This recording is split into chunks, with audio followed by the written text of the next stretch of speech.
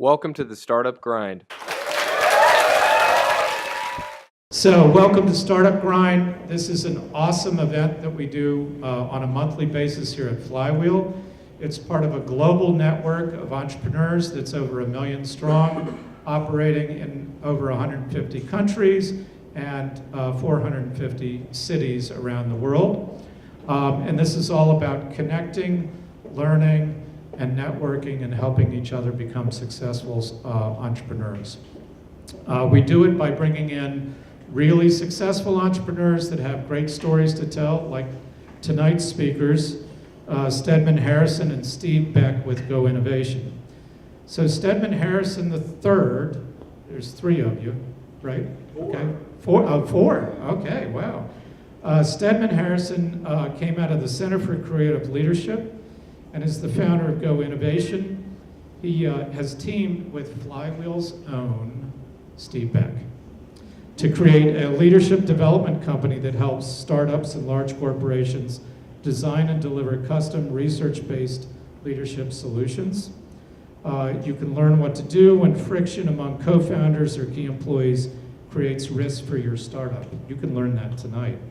GoInnovation was founded by Steadman, Eric Moore, Charlene Garnett, and Roy Tyre in February 2017, so this is a relatively new company. Steve Beck joined as the first key collaborator to expand their footprint in early 2018. And he was pretty excited about that. I remember that day when Steve came to me and said, I gotta tell you what just happened. It was pretty cool. So Steadman spent 22 years with CCL, opening their Europe and Middle East Africa office in Addis Ababa, and pioneering Leadership Beyond Boundaries, which is a movement that brings affordable, accessible, and scalable leadership development, and has brought that to over 500,000 people over 5 years. That's a lot of people per year, Steadman. He remains a senior associate with CCL. Steadman is passionate about facilitating dialogue-driven learning experiences capable of transforming individuals, groups, organizations, and whole society. So at the end of the talk tonight, you are all going to be different people. This is transformational stuff we're delivering tonight. Steve Beck has served in organizational leadership for over 20 years, personally experiencing both the barriers and the breakthroughs of interpersonal, workplace, and community conflict. And there's an interesting story, you'll hear about that tonight. He loves helping individuals, families, businesses, and organizations resolve conflicts, build relation skills in a wide variety of cultural, socioeconomic, educational, and religious settings. He's a graduate of UNC Chapel Hill, no booing, and Reformed Theological Seminary, and he and his family are currently based in Winston-Salem, North Carolina. So, please give a big Winston-Salem welcome to Steadman Harrison and Steve Beck. That's what I'm talking about.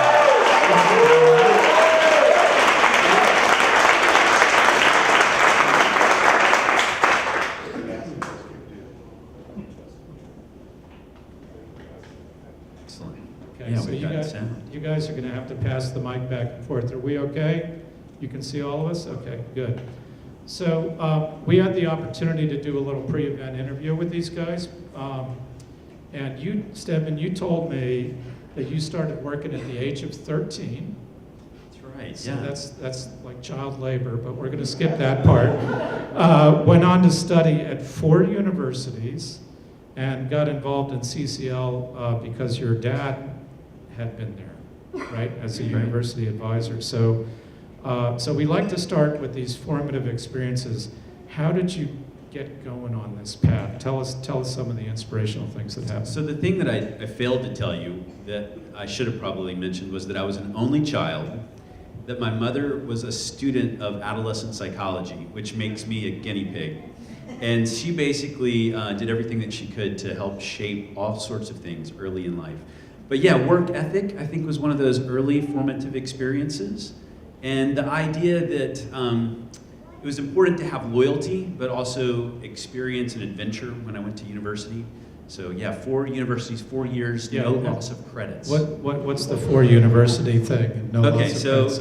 I Lot went to of the movement University there. of Alabama at Tuscaloosa, a starting point for me, and I decided early on I wanted to see how far I could go on in-state tuition. And so I took a little trip to UMass Amherst on exchange and had a wonderful, brilliant experience there, and then junior transferred to UNC Chapel Hill. And I knew about study abroad already, so I asked, hey, will you guys give me a little help? Get me a certificate at the close of this, but let me go over to University of Leeds, England for my senior year. So 4 universities, 4 years, sort of an entrepreneurial path, but a lot of good learning out of it. Yeah, so you're a pretty flexible guy. I in- learned in some general. flexibility, Okay, yeah. all right. So Steve, same question for you. You grew up, as I did, in the 1960s, which was an age of great turmoil. And then you told me later on you went to Ireland, right, and witnessed the conflict there kind of at its heyday. So how did that kind of lead to the career that you're on now? I mean, obviously, if you're in conflict resolution, there was plenty of it in the 60s, 70s, you know.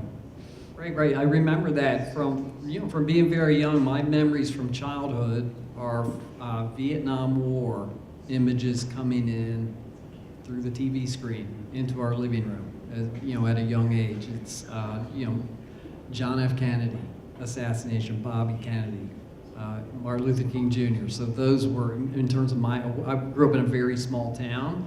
In terms of my awareness of the big wide world, that was a lot of what was really formative. So I just remember from, it's saying like 12, 13 years old, all serious, about the whole world, but very sensitized to the way things are not the way they're supposed to be, and especially the violent aspects of that, and and just fascination with human interaction. And I mean, I remember literally a teacher at 13 years old, and way too serious at 13, just at that age. But like, it was like, what do you want for Christmas? And me, I'm thinking, oh, just peace on earth. I was that kid, just like, oh, we're just save the world right now at 13. I was thinking about how to solve the conflicts. So for both of you, I mean, you had pretty good careers going on here with CCL and with your career in conflict resolution through church and later on through other institutions. So why ditch that and start GoInnovation and go down this entrepreneurial path? What's the motivation to take the risk and dive off the deep end? For me, it's a story that definitely was a life changer. I went to Uganda on a trip during sabbatical. So I took a break from the routine of my life, changed things up for a little while, and there was a major perspective shift that took place on that trip. The story is really about having taken very little with me to Uganda except for a guitar. And I had a friend who I met the very first night that I was there, and he and I became pretty close over the course of my time in Uganda. And at the close of that time, I had a choice point. I could bring the guitar back to the United States, or I could put it in his hands. And so I left this guitar in the hands of Charles Silas Owat, and this young Ugandan gentleman took it forward and paid that gift and taught a bunch of other people to play guitar. And so I got to see, going back, how much had changed in a short period of time. And I realized that we could have an impact. We could actually have something that would be, a legacy. And so stepping out of the Center for Creative Leadership for me was one of those legacy steps. I wanted to see what I could put my hands on, what I could pay forward from all of the things that I've learned, and how I could take something and put it in the hands of other people. So sticking with you for a minute on the CCL piece. So what does CCL do as its core competency, and why was the Uganda experience kind of an evolution and expansion of that? Good question. So the Center for Creative Leadership does excellent research work, and it provides it for people around the world, but I would say predominantly people who work in the Fortune 50 and Fortune 500. Really, excellent leadership development costs a lot of money. It has a lot of bells and whistles. It comes with excellent facilitators, amazing coaches. And so the idea of what I saw take place in Uganda was taking a simple tool and putting it in someone else's hand. And so the idea was, how could we take all of these things that came out of great knowledge of books, summarize it, and put it in the hands of many. We called that Leadership Beyond Boundaries at the Center for Creative Leadership. And so I would say GoInnovation is a riff on that, and it's a way of keeping that momentum building in terms of taking tools and putting it into the hands of the many. So Steve, kind of along the same line with you, you've been doing conflict resolution for a long time as a professional. You've been a Flywheel member for 4 years, and I've seen lots of appointments, where you're kind of, helping people get through, a difficult phase in their relationship. So why the evolution from kind of being an independent consultant doing that to GoInnovation, and what's the motivation to join this group and kind of take it to a different level? Right. So a lot of the motivation really, again for me, Peter mentioned, I think the experience of going to Ireland as an outsider and learning to navigate difference in a culture in which at that time there was a lot of polarization between Protestant and Catholic. It was before the peace process had really come to fruition, and then returning to the U.S. and working in a nonprofit and church context. You got passionate people trying to figure things out, and just I became a person who was like a go-to person, like a glue person, like someone that people wanted to talk to in conflict. I wasn't necessarily looking to be in that role, but I found that I gravitated towards that and really enjoyed it. So the move out of that into freelance work as a mediator, non-attorney mediator, was really born of I was seeing people doing good work, either in a business setting or social sector, people on a good mission and getting derailed because of leadership conflict, because of things that to me are solvable problems. So I was really motivated to get into that, just the idea of not just serving one institution, but serving more broadly people who are trying to do good work, help them stay on track by helping them solve their problems. Doing that alone was not my best thing. I enjoyed it, but always have looked for a good collaboration over the years. I'm just not the type of person. I like people a lot, so the freelance lifestyle, a lot of things are good about it, but I really wanted partnerships. So really, this was the first connection where I really felt a lot of resonance in terms of the vision for development and helping the culture. And this is allowing you also to do it at organizational scale and as a team at a societal scale. So you guys are actually pretty courageous, right? Compared to a lot of folks that I've had in past interviews, in that you have the audacity to go after big, hairy societal problems and really try to move the needle, right? I mean, essentially that's what's happening with GoInnovation. So I want to talk about kind of how you got in a position to do that. I mean, obviously we've talked about CCL and Leadership Beyond Boundaries, but you told me as part of your CCL experience, you had the opportunity to interact with IDEO and Continuum quite a bit, and design thinking is kind of at the core of your competency to be able to pull these larger projects off. So tell us a little bit about that. Yeah, so one thing that I would say is GoInnovation doesn't aspire to be another leadership development training organization. There's a lot of those out there. I had a lot of friends that asked us to think a little bit bigger. So human development for the good of all, everyone everywhere, which is a pretty significant aspiration. And I do think that what we had to apply was human-centric design. And we learned a lot of that in this process that created the Leadership Beyond Boundaries initiative. And so IDEO out in Palo Alto, California, Continuum, East Coast in Boston, poured a lot into our team and helped us understand ways in which we could go in and observe, listen, ask really great questions, create prototypes, come back and test those prototypes, and then step forward in a process to make sure that we were actually meeting a client need, meet something that was actually a big issue out there in the world. So from street kids to parliament, how is it that you listen in a new way and you apply that listening skill? Right, and this is really important because actually I've talked to a lot of our startups about this, that the design thinking concept is an exact parallel path to lean startup methods. Basically, you go through the same stages and phases in terms of going out, understanding the customer need, empathizing, developing a minimum viable product, and testing it with the customers and continuing to design along the way, basically, right? Exactly. So- Iterative design. So, so tell us a little bit more, Steadman, about Leadership Beyond Boundaries as far as trying to do that at a societal scale. That's pretty audacious.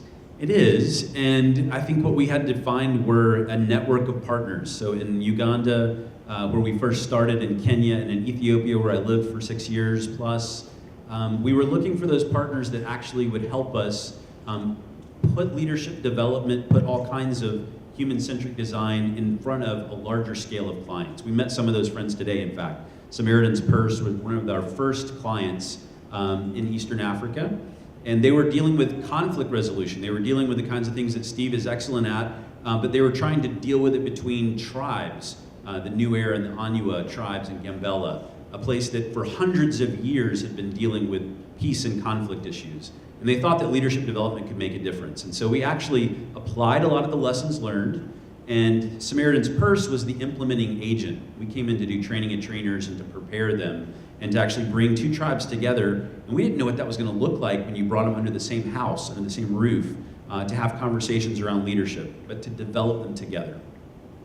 Okay, so I want to now kind of relate this all to the world of entrepreneurship and startups, if I can. So, Steve, let's get more specific about what leadership development is all about and how conflict resolution kind of plays a role with organizations, and in particular with startup companies, right? So my observation, to tee this up, is that frequently startup companies have co-founders that have not been involved in organizations before, so the whole business thing is a relatively new experience to them. So they're coming at it, with an experience deficit and having to learn very rapidly, and it can be frustrating and lead to some conflict among the co-founder team, but also a deficit of skills in interacting with customers, right?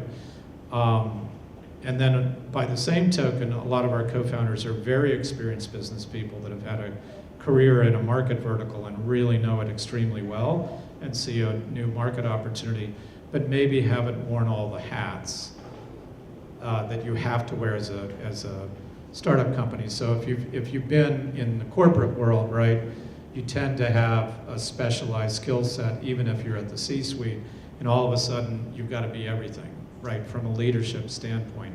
So the pressure is intense, and it gets more intense as these startups, start to grow and scale, right?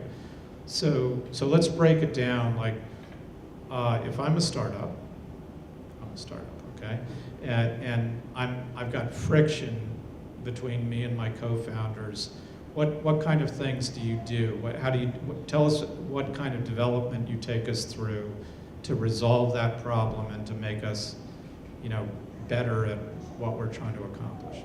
Yeah, I think one of the challenging things for startups is usually at the startup of the startup. If there's really friction from the get-go, it probably doesn't even come to anything. But I think that what I've seen is like at the beginning phase, it's just so exciting. You got a couple people together and you got a great idea and we're gonna go do this, and it's all optimism and it's all like, there's a lot of enthusiasm and hope around that.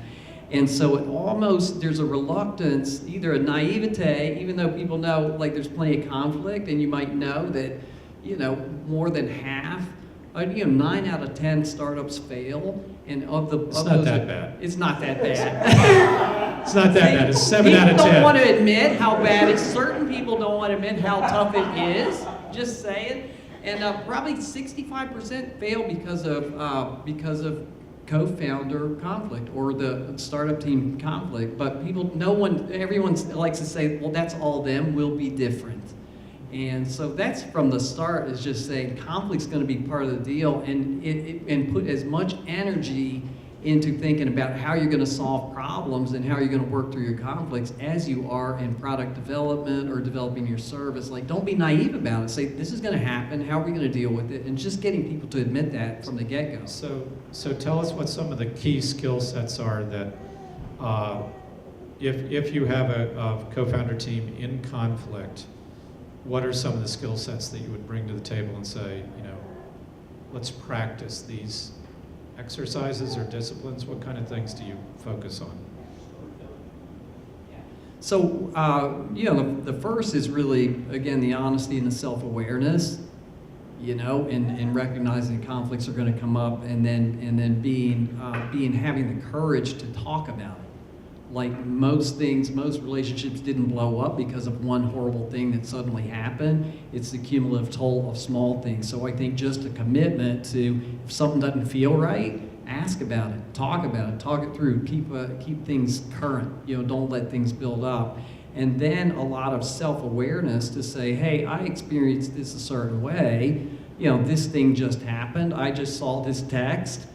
And I'm creating a story about what they meant about that text, and that story doesn't feel nice. And so I can either retreat into my mind and make a judgment, and suddenly that gets weird in the relationship, or I can say, hey, I saw this text, I got a question about it. What am I going to do? Just talk it through.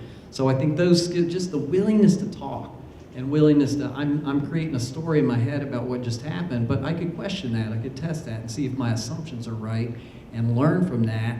And a lot of times just the learning from the dialogue will create the situation to resolve the conflict, and you keep moving forward. So to build on that, so I have observed with some of our founders that they're very confident, right? So usually there is not a deficit of confidence with co-founders of startup companies. And they are very passionate about what they're doing and bringing to the market, and sometimes that leads to lack of listening skills. So how do you hack self-awareness? Thank you for that question. And now we segue into that part where you're going to be transformed. Are you ready? Right, yeah. This is it. Listen up. Yeah, I think the thing that I had to understand early on in leadership development was I saw the world through my own lens. Steve just explained that. We call that mental model. So I have my mental model. I've got the way in which I believe the world is. And what I have undoubtedly done often is to put that mental model on everybody else. And I believe that everybody sees the world the same way I do. So this idea of understanding self, how is it that I see the world? And then leaning in and understanding others. So I have to actually ask, and Steve does an awesome job of this. He'll ask us, wait a minute, hit a pause, tell me your narrative. Help me understand what's going on that's behind that text, behind that email, behind that interaction, and let me hear what you're thinking so that I understand you better. And all of a sudden, I realize, oh, wait a minute, we have different mental models. And so it's the exploration of the way in which I see the world, and then I realize another person sees the world differently than I do. And once I have that whole idea in mind, then it's coming up with a common narrative that's between us. And we help groups do this. So you mentioned C-suites. You take a CFO, a CEO, a chief operating officer, you bring them together and give them a little bit of space just to hear each other, really hear each other. And they realize that they have a tape that they've been playing over and over in their head, and that the tape that they have in their head isn't necessarily the truth. Suddenly, all of a sudden, they can see a little bit more clearly the way that another person perceives the world. Well, keep it going. Yeah. Tell me more. Tell you more. Yeah, I think again the courage, not and the humility, not feeling like you got to be right all the time. If you're getting some criticism, you get some critique. I mean, that never feels good. But if you're just the whole learning mindset, I don't expect I'm going to be perfect. I don't expect you're going to be perfect. Give me feedback, give me criticism. I want to learn from that. I'm not threatened by that. But that takes a certain amount of courage, humility, because our default is set to be maybe a little more defensive. So I think that's big. And then the two key skills I really emphasize all the time are empathetic listening and first-person storytelling. So it's the same. It's dialogical learning. If you approach it like that, hey, we have a conflict, but it's an opportunity to learn. I want to put myself in your shoes. I'm going to be curious, more curious than confident that I know what you're thinking, but just, hey, this doesn't match my expectation. Let me ask some questions about that. Let me figure it out. And then, hey, let me tell you from first person, hey, this is what I thought. this is what I experienced, this is the story I'm making up in my head, and if you can go back and forth on that, then there's a solve. So a couple more things. Go ahead. You pressed the magic button. yeah. You did. Keep You pressed the going, keep magic going. button. Can I say Keep going. one I got other a thing? script here, but I'm going to let you go. So I do think in design thinking you'll hear this phrase, fail forward, fail quickly. We often add, don't fail the same way twice, learn from it. I think that it's hard to personalize that. And so recognizing early in the organization's life, you're going to fail. You're going to mess up. And I don't think that often leaders have the capacity to state that failure and ask forgiveness.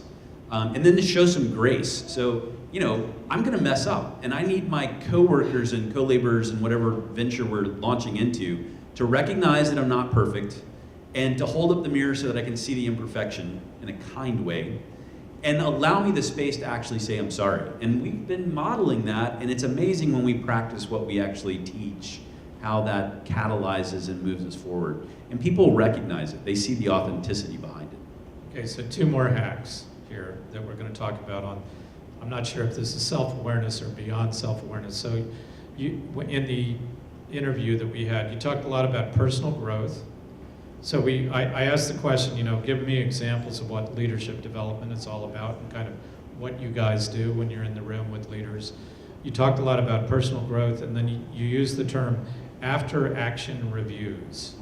So tell us a little bit more about those 2 things. What are the components that you teach about personal growth? What goes into that? And then what is an after action review? So I see 3 building blocks that I think are maybe things that we would even admonish you. Consider these, build these into your practice in terms of development. And the first one is stripping away a lot of the crutches that we have in terms of technology. So we had to do this working in Uganda, working in Kenya, working in Ethiopia, where the PowerPoint went away.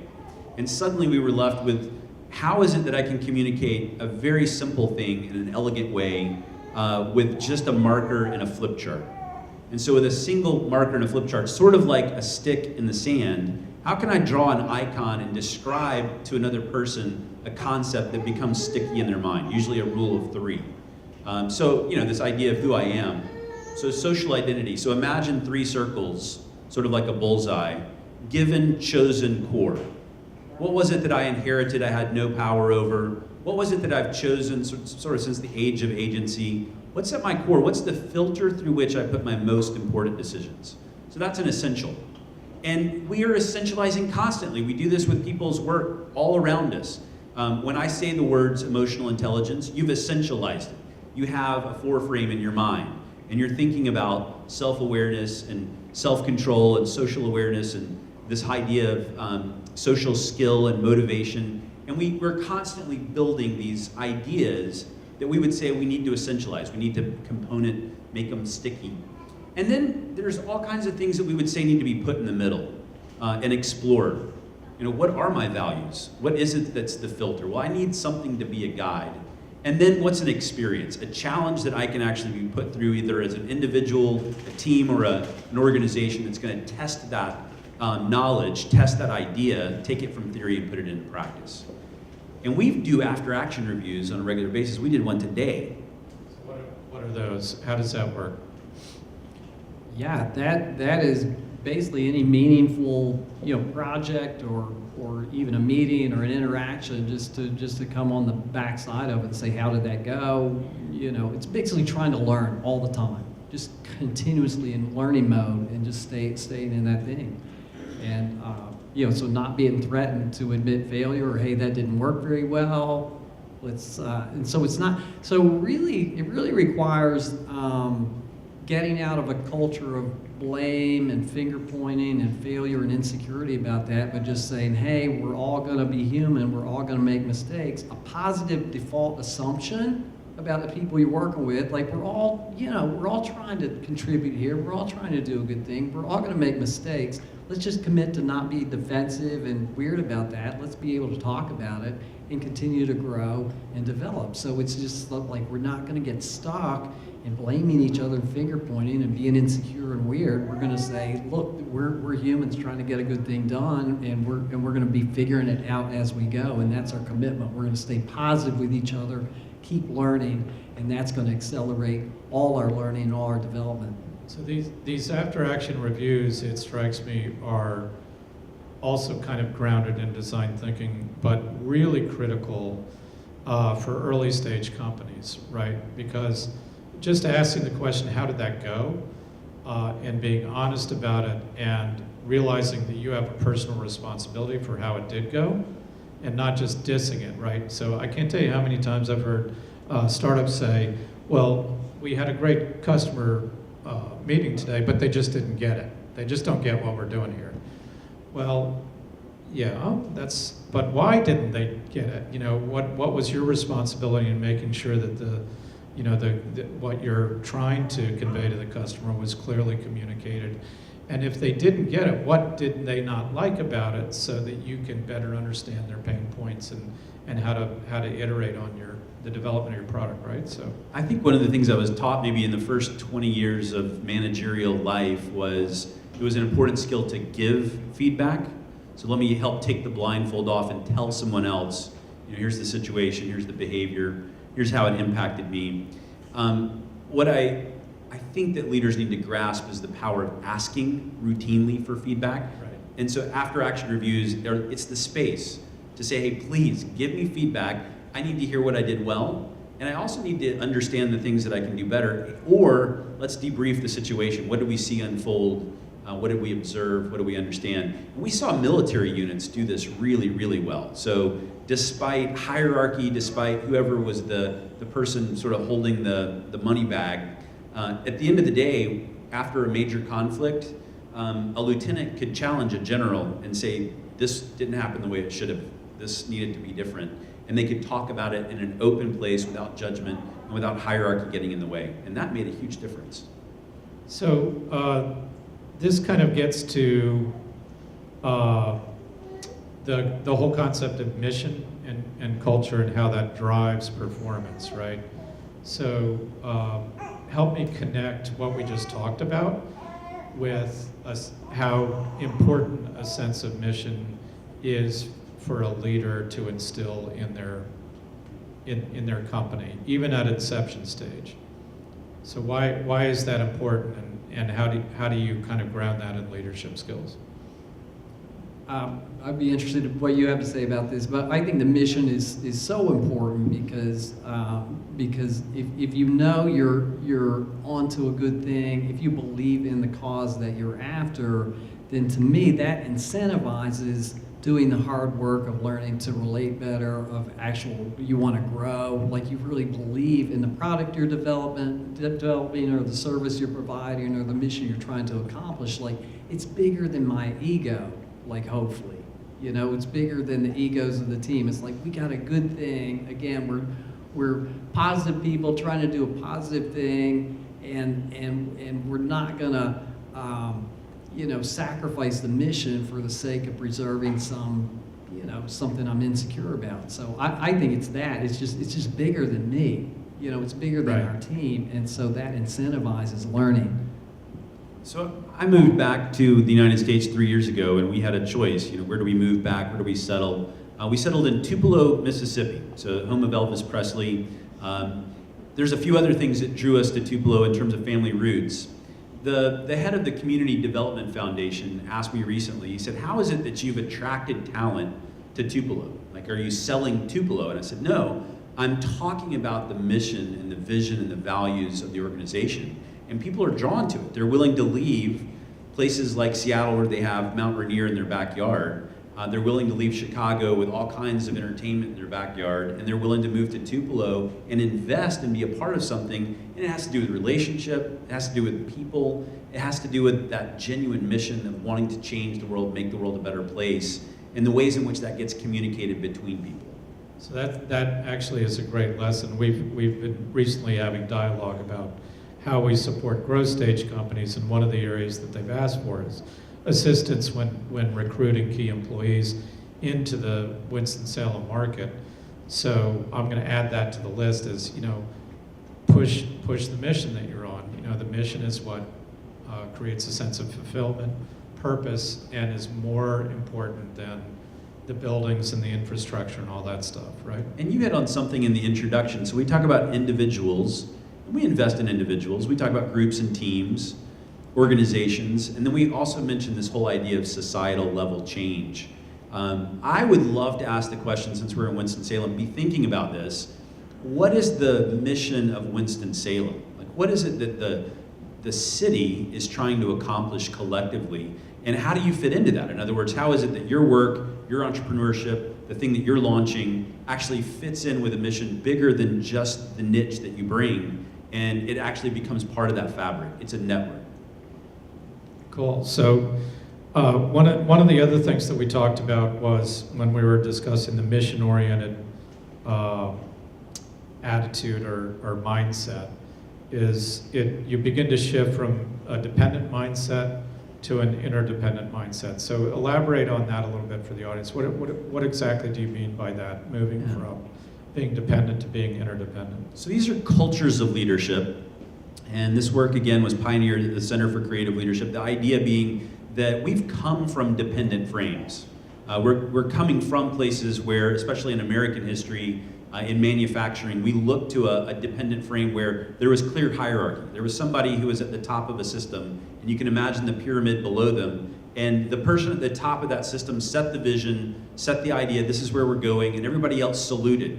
Everybody else said, yes, sir, yes, ma'am, and they got in line to get there. We often, if we were talking about leadership development, by the way, we talk about people that we put on pedestals. So think about the pedestal and think about whoever you place on it. So Mother Teresa or Gandhi, Mandela, whoever you want to put there at a moment in time, usually those people were independent leaders. So they stepped forward. They didn't have direct reports. Gandhi didn't have 12 people that he could say, go do these things. They were seeing him act and live in a different way and wanting to model it. Mother Teresa couldn't say, okay, you 25 nuns, take to the streets of Calcutta, we're going to make a difference. She was modeling it and people came after her.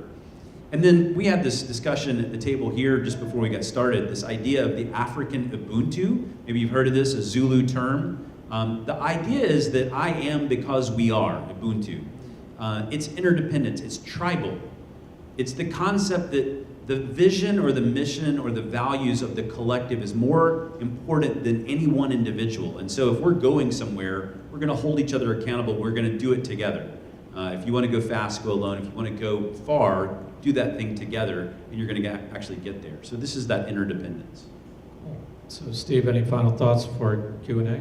Well, just a simple story about that. One of my favorite clients, and longest standing one, I see a couple of my doctor buddies in the room, but this is a company who's providing contract physicians and mid-level providers into long-term care facilities.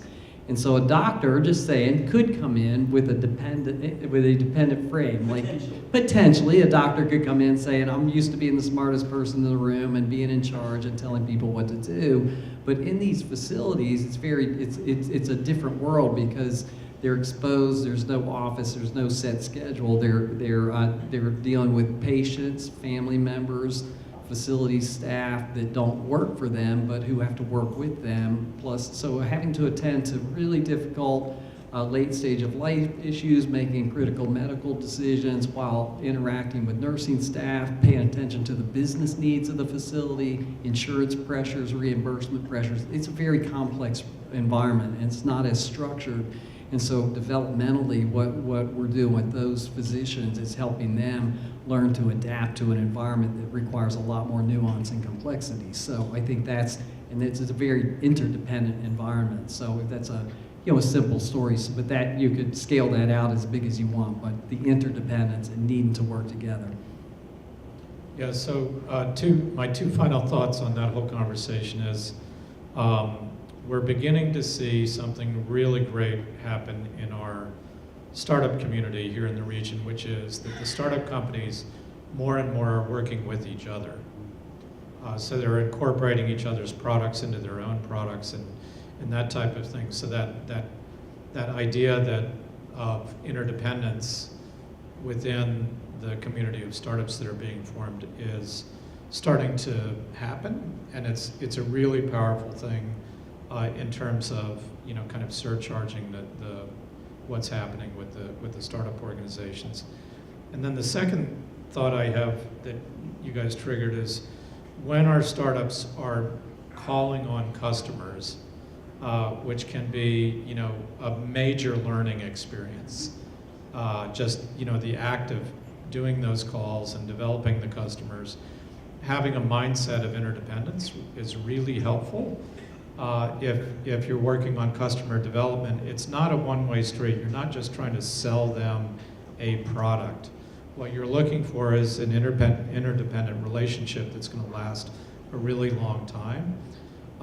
So rather than going in and just pitching, and dominating the whole meeting, looking for the opportunities to form a relationship of interdependence with the customers is really important concept for startups to kind of learn as they're going through the development process. Yeah, welcoming people into your network. You did this so well tonight, but we, in the social time we had before we started, I recognize all of a sudden, like, my network is your network is our network. We're starting to grow that interconnected space, and suddenly, yeah, I see an issue and I may not know it, but I know that somebody else can in the room, and I'm thinking about who can I make an introduction to.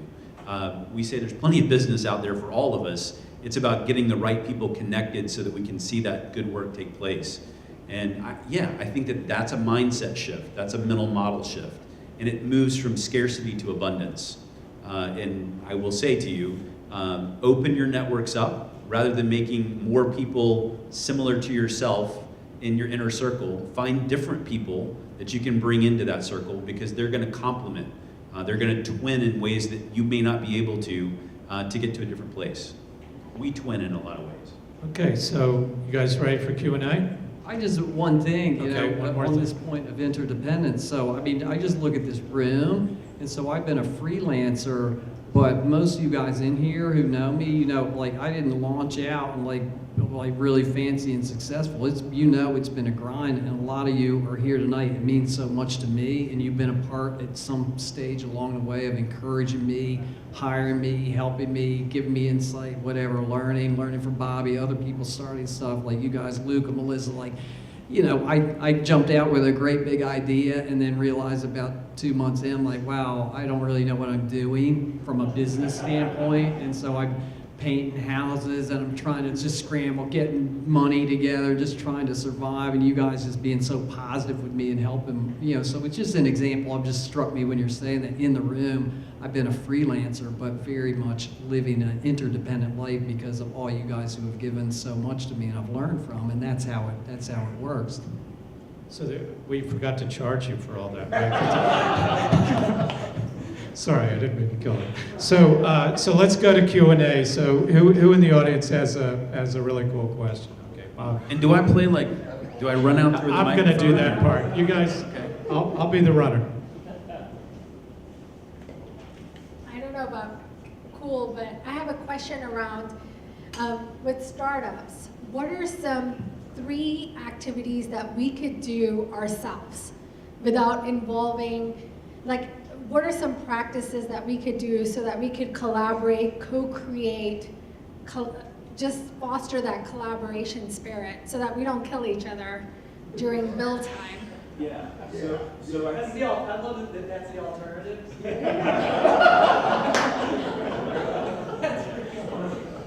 We may have lost our mic here. Peter, yeah. I'm red. Am I still here? So I think one of the things that we've learned from a lot of different spaces is that we don't put enough relationship early in the bank. And so what I would say to you is this is something we can all do. Ask a lot of questions about each other. Learn each other's where you're from stories. I love asking questions about your name. Like, so where did your name come from? Literally just ask questions and get to know each other. Learn about each other's families, learn about what matters, learn about the travels that you've been a part of. That story, that narrative, that network that they bring, you need to be inquisitive and curious about early on. So just take the time to get to know each other. I do think you have to explore each other's mental models. So some ways you can do this is to ask the question, what are our values? What is the filter through which you're putting our most important decisions? Like, I need to know that before we go into a room together and make some important decisions. What's your filter and what's mine? Let's talk about that. So a values card sort can be a really simple tool. Like, let's look at those values together and let's talk about it and answer the question why. I do think that there's some things that you've got to do in terms of building on that foundation of relationship that measure up the trust so you can actually have a harder conversation. So you talk about hard, difficult conversations. And so we discuss like degree of candor. How do I get to that degree of candor point where I really tell the truth, the whole truth, nothing but the truth, and I'm going to tell it in such a way that actually preserves relationship. Yeah, and it's not about knowledge, it's all like actually getting to know people, and we're just quite complex people. And so even with Steadman and I, we have a lot of shared language, a lot of shared mental models, a lot of, just common ground, and from the get-go.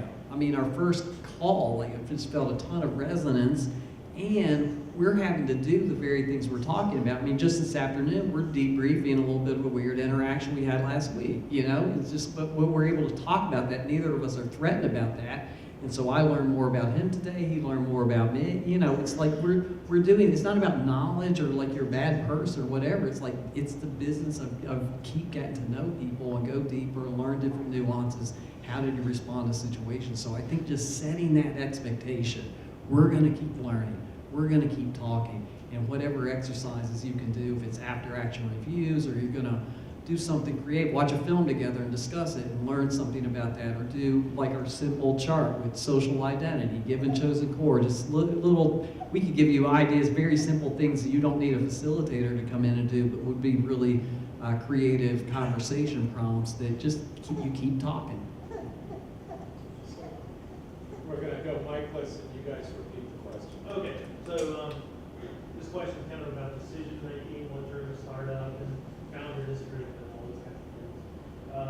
I was once in a startup that was acquired by Intel. And the very first darn thing they did was they put us in a course called constructive confrontation. I was very skeptical. However, it turned out to be really great. And I learned a whole lot about it. And what they taught was reducing everything to data, the right question, backed up by data, take the emotion out of it, frame the right questions so people can move forward and agree. And so most of what I've heard from you guys is a lot of wonderful soft skills. And so I'm wondering about how do you balance, maybe the hard skills like that, the straight talk, versus the soft, good emotional intelligence skills that you're talking about. Does that make sense? Yeah. So repeat the question. I don't know if I can repeat it.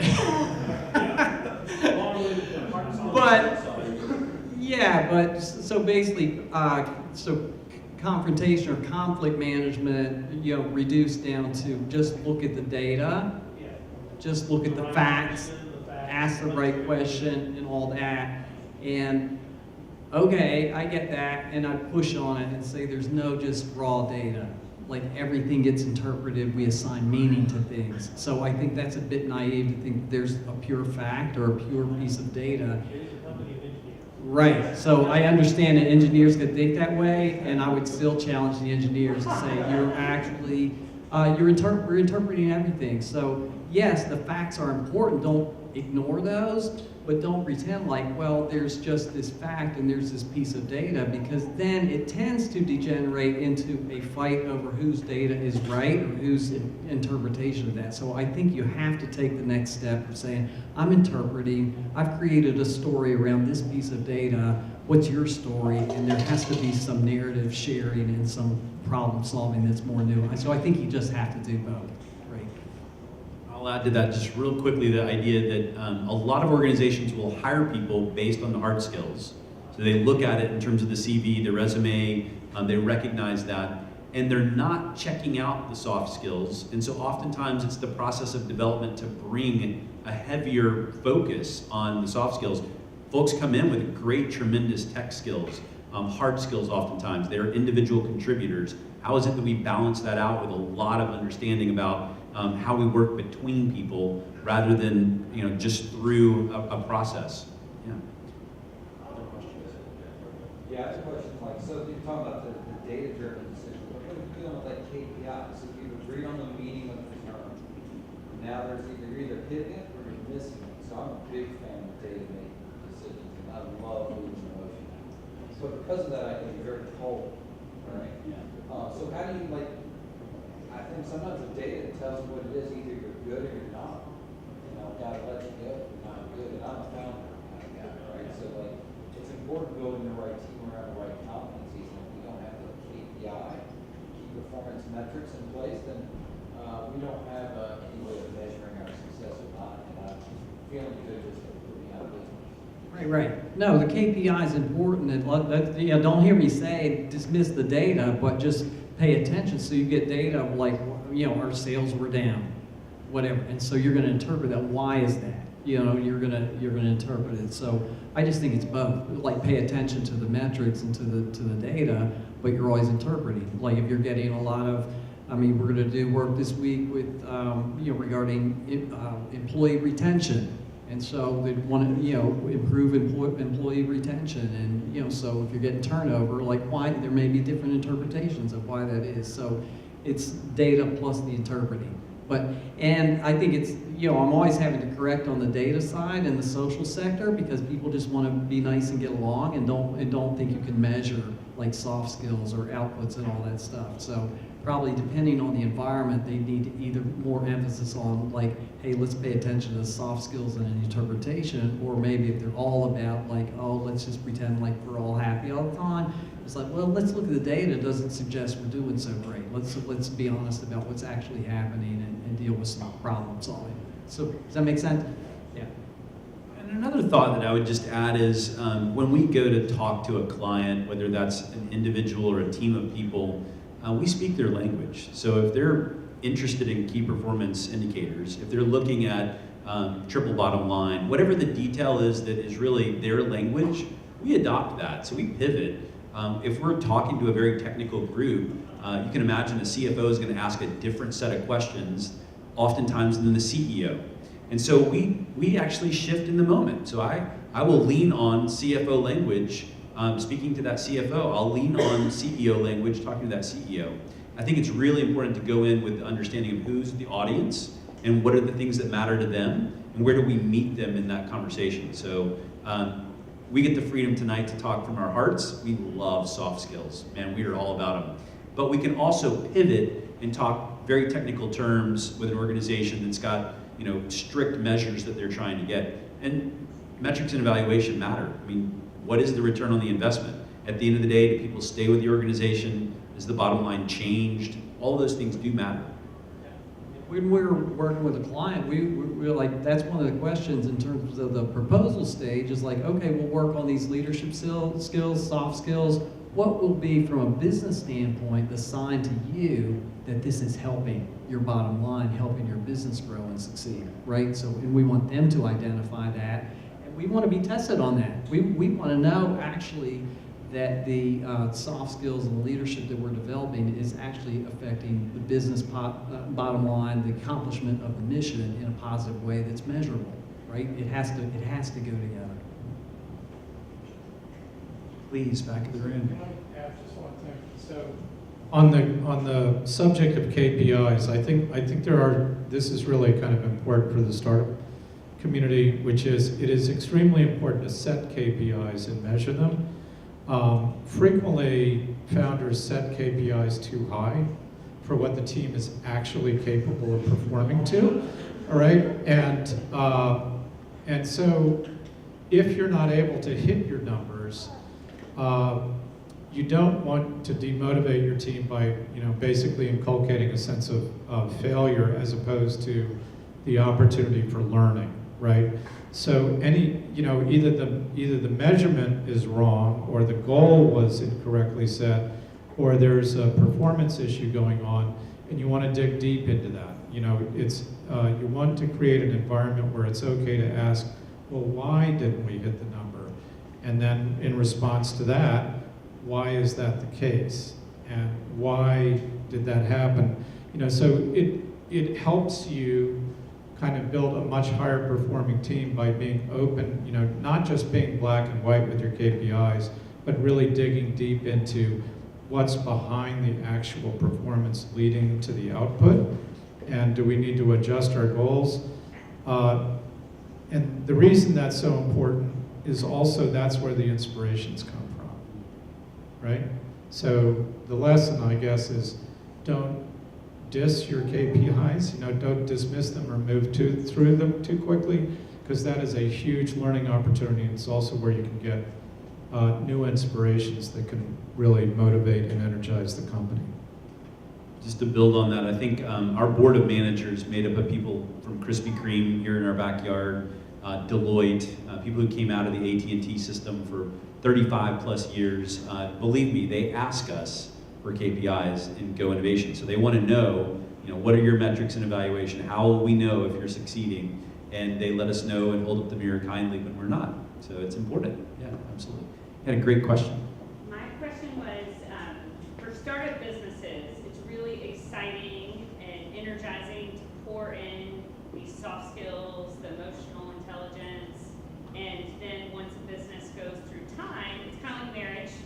It's not as, the beginning of marriage, it's fun and exciting to think about these concepts, but over time, it's hard to continue to pour into that with quite the intensity and excitement. Do you have any advice for businesses as they grow and maintain? Because at the startup phase, it's really fun to do this, but as you have kind of gotten to a stable place and continuing to grow, but more of a stability place, any advice for how to continue to pour in and use these soft skills with, So summary of the question, life stages of organizations. There's a honeymoon phase. You get past it, how do you keep the momentum going in terms of the relationship build? And I like the metaphor. So I think that if organizations don't take date nights, things go a little sideways. Good point. I'm serious. So if it's been a while since we've been out together and we haven't had some, we time, it's tricky stuff.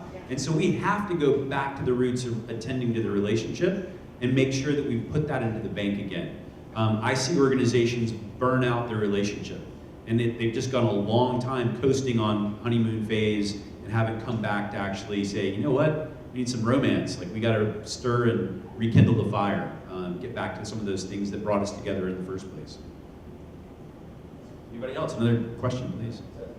Just for your business, how scalable is this? Are you guys thinking we can handle a 10,000 employee company, or the stuff you're talking about? Is that doable? Yes. So the question is this scalable, and how big, human development for the good of all, everyone, everywhere. I don't think that there's anyone on planet Earth that isn't primed and ready for development.